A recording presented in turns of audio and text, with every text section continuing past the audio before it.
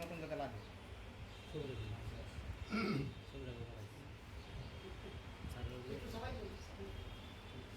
বিরুদ্ধে অভিযোগ ছিল এবং আমাদের অনেক ব্যবসায়ী ভাই বন্ধুদের অনেকের অভিযোগ রয়েছে।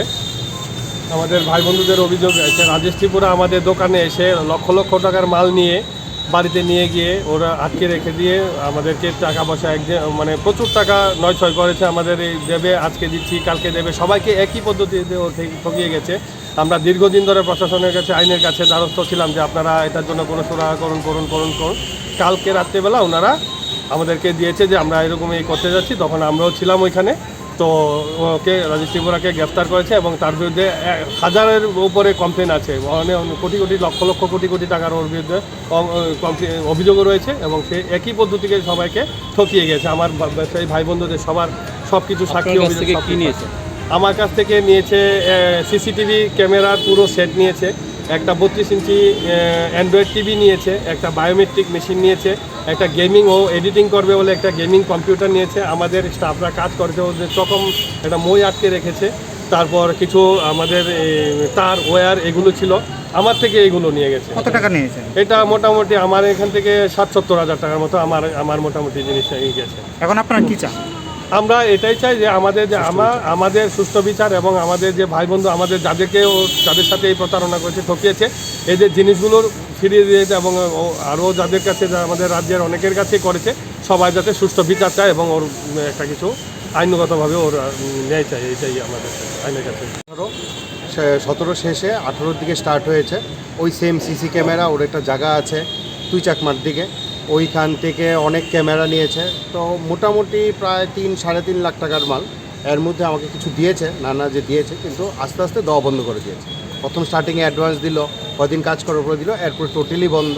এরপরে ওর অ্যাকাউন্টে প্রবলেম, সেই করতে করতে লাস্ট 19-এ আমাদের সঙ্গে কথা হয়েছে, কিন্তু এরপরে টাকা দেয়নি। আমাকে একটা চেকও দিয়েছে, যেটা বাউন্স, কারণ ওর অ্যাকাউন্টে ছিল মাত্র 150 টাকা আর আমাকে 1.5 লাখ টাকার চেক দিয়েছে।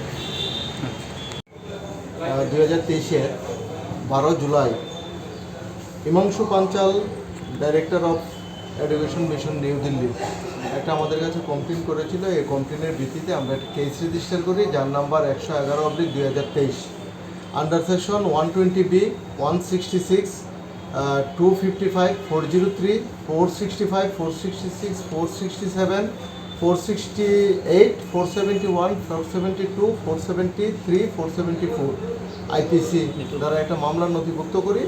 টোটাল 6 জনের বিরুদ্ধে মামলাটি করা হয়েছিল।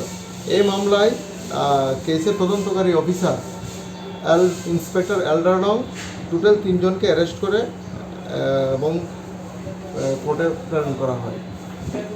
গতকালকে রাত্রে রেড করে রাজেশ ত্রিপুরা নামে আরেকজন আসামিকে অ্যারেস্ট করে এবং আজকে আমরা 5 দিনের পুলিশ রিমান্ড চেয়ে আদালতে প্রেরণ করছি।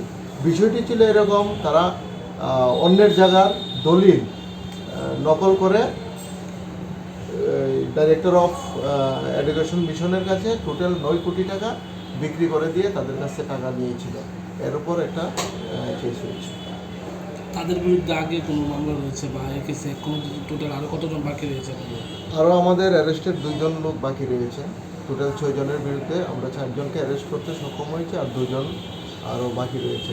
রাজেশ ত্রিপুরা যে ওনাকে কোনখান থেকে অ্যারেস্ট করেছে কোনো রাজেশ ত্রিপুরাকে তার এনসিসি চাকমাদম তার বাড়ি থেকেই গতকালকে রাত্রে তাকে অ্যারেস্ট করা হয়েছে। এর বিরুদ্ধে আরও অভিযোগ আছে, বিভিন্ন কম্পিউটার এবং সিসিটিভি দোকান থেকে, ইলেকট্রনিক্সের দোকান থেকে টোটাল 8 থেকে 10 লক্ষ টাকার জিনিস নিয়ে মালিকদের টাকাও পেমেন্ট করেন।